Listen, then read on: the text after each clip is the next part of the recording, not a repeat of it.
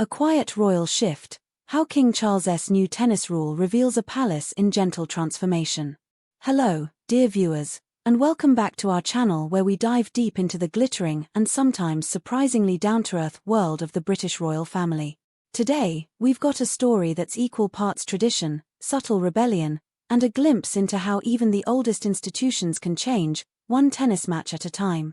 So pour yourself a cup of tea, settle in, and let's wander behind the palace gates to see what's quietly shifting on the meticulously manicured lawns of Buckingham Palace. Before we start, if you love keeping up with these royal nuances and gentle scandals, please tap that like button. It really does help us reach more curious minds like yours. And if you haven't yet subscribed, we'd be honored to have you join our little royal watching community. Thank you. Picture Buckingham Palace for a moment. The towering gates. The endless rows of windows. The guards in crimson and bearskin hats. Now look past all that ceremonial grandeur and into a tucked-away corner of the palace grounds to a private tennis court that's seen monarchs come and go, watched generations of Windsors sweat under the English sun, and upheld a nearly century-old rule: wear your tennis whites.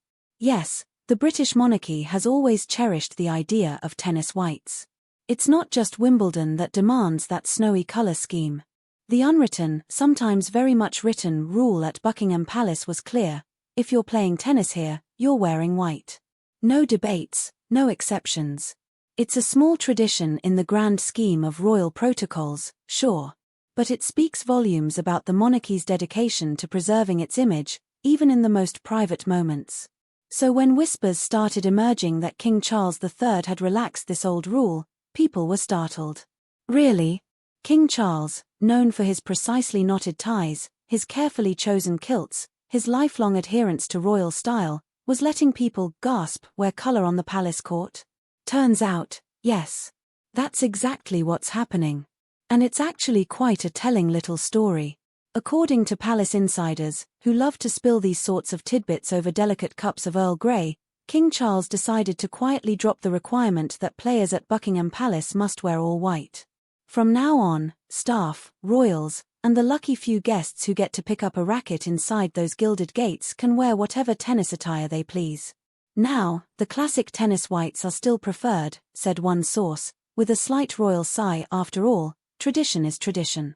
But for the first time since the court was built in 1919, they're not strictly mandatory. And in a royal household that usually treats customs as sacred, that's a surprisingly big deal. Imagine the tiny ripple of relief among palace staff. These are the people who keep the royal machine running: footmen, equerries, private secretaries. They live by rules the public barely glimpses. Being able to swap stiff whites for a bit of colour when they grab a racket after a long day? It's not nothing.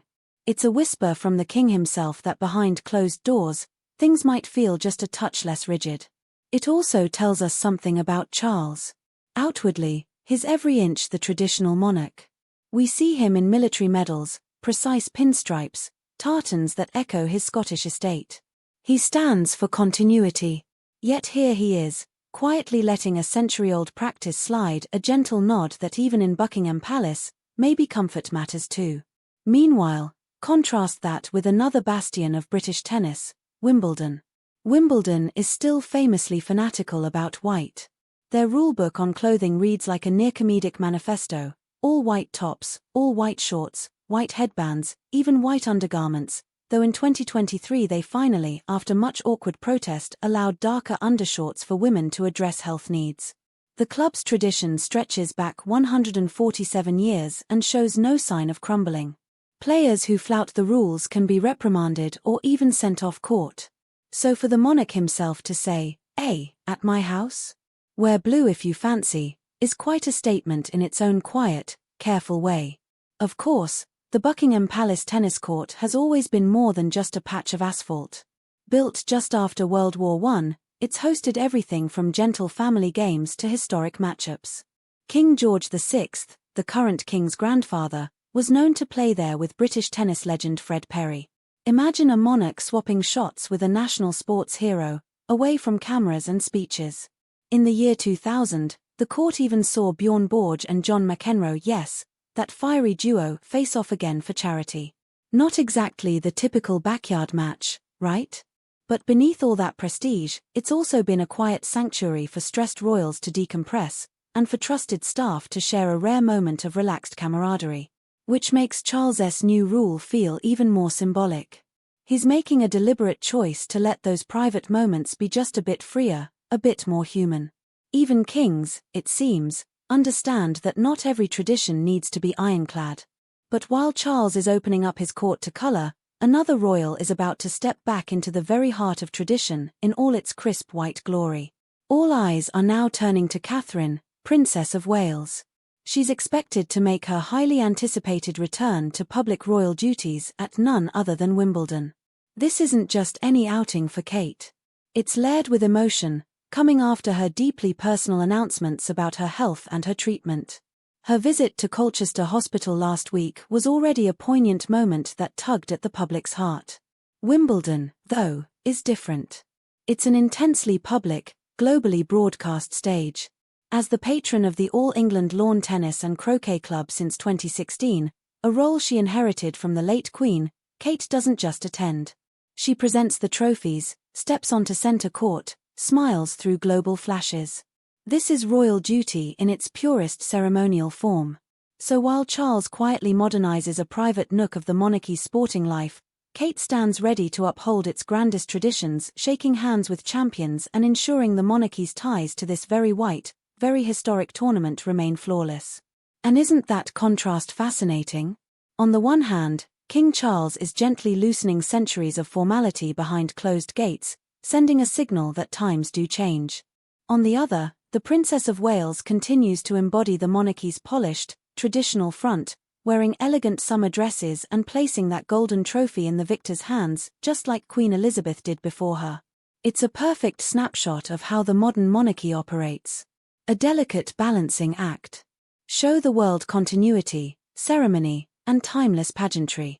But inside the palace, quietly adapt, evolve, and even let staff play tennis in navy or green if it makes them feel more at ease. Because if there's one thing the Windsors understand better than most, it's that appearances matter. And managing what stays private versus what becomes public, that's the real secret to royal survival. So, next time you see photos from Wimbledon, Kate beaming as she hands over the Venus rosewater dish or the men's golden cup, remember there's another court, hidden behind Buckingham's walls, where the rules have just changed. Where tradition stepped back a little to make room for something softer. And maybe that's the truest sign of how the monarchy endures. Not just by clinging to the past, but by knowing exactly when to let it breathe.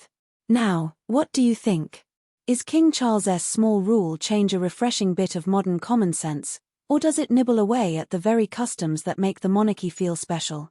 Should private palace traditions remain as rigid as their public ceremonies, or is this precisely the sort of gentle evolution that keeps the royal family relatable? Drop your thoughts in the comments below, we always love hearing your takes. And if this peek behind the palace walls intrigued you, please give us a like and subscribe so you don't miss our next deep dive into the quietly shifting world of Britain's most famous family. Thanks so much for watching, and until next time, keep your curiosity royal.